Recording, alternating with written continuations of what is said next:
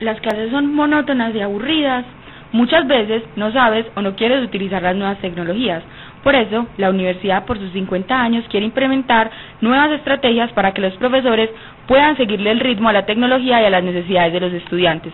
Se ha diseñado un espacio donde los profesores podrán crear los contenidos que son utilizados en clase de manera dinámica y divertida, con ayuda de un grupo multidisciplinario. Además, cuenta con un laboratorio en donde podrán experimentar con la nueva tecnología como son los iPads, iBoards, iPhone y las salas de videoconferencia, entre otros.